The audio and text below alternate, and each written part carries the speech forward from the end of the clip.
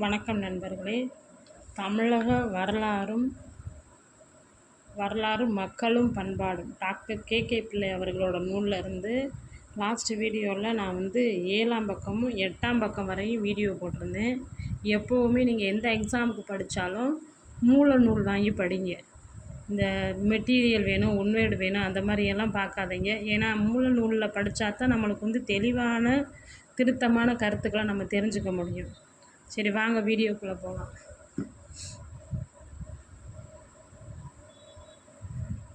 சீனத்துக்கு அனுப்பப்பட்ட சோழரின்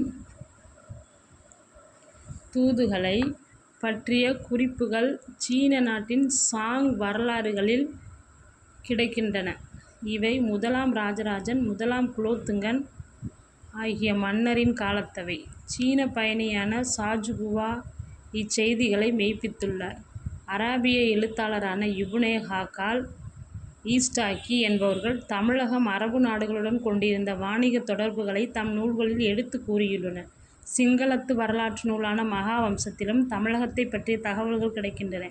வெனிஸ் பயணி மார்க்கோ போலோ தென்னிந்தியாவை பற்றி தரும் செய்திகள் வியக்கத்தக்கனவாம். சோழர் காலத்தில் பொன் நாணயங்களும் இதர நாணயங்களும் வெளியிடப்பட்டன.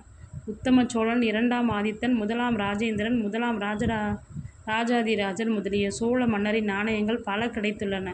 சோழர் காலத்திய கல்வெட்டுகளில் பல நாணயங்களின் பெயர்கள் காணப்படுகின்றன. ஆனால் அவற்றில் பல இப்போது கிடைக்கவில்லை. சோழர் காலத்திலும் பாண்டியர் காலத்திலும் புகழ்பெற்ற கோயில்கள் பல எழுப்பப்பட்டன. பல கோயில்கள் விரிவாக்கப்பட்டன. இசையும் நாட்டிய கலையும் மிக உயர்நிலையை எட்டி பிடித்திருந்தன. ஓவியம், சிற்பம் ஆகிய கலைகள் அப்போது அடைந்திருந்த சீரும் சிறப்பும் என்றுமே எய்திருந்தனவல்ல என்று திட்டமாக கூறலாம். சிறப்பாக சோழர் காலத்து கோயில்களின் அமைப்பு, படிவங்களின் சிறப்புகள் முதலியவற்றை பற்றியும் நன்கு அறிய முடிகிறது. மத்திய காலம். விஜயநகர பேரரசின் எழுச்சியும் முடிவும், மதுரை பாண்டியரின் வீழ்ச்சியும், மதுரை நாயக்கர் ஆட்சியின் தோற்றமும் முடிவும் மத்திய காலம் என்ற பகுப்பில் அடங்குகின்றன. இக்காலத்திய அரசியல், சமயநிலை, சமூக நிலை, கலை வளர்ச்சி ஆகியவற்றை பற்றிய செய்திகள் நமக்கு பல துறைகளில் கிடைக்கின்றன. கல்வெட்டுகள், செப்பேடுகள், நாணயங்கள், இலக்கியங்கள், கிறித்தவ பாதிரிமாரின் அறிக்கைகள், கடிதங்கள், கங்காதேவியின் மதுரா விஜயம், கொங்கு தேச ராஜாக்களின் சரித்திரம், இபின் பதுதா என்ற முஸ்லிம் பயணியின் பயணக்குறிப்புகள் ஆகியவற்றின் மூலம் கிடைக்கக்கூடிய செய்திகளை கொண்டு கோவையான வரலாற்றை எழுதக்கூடும்.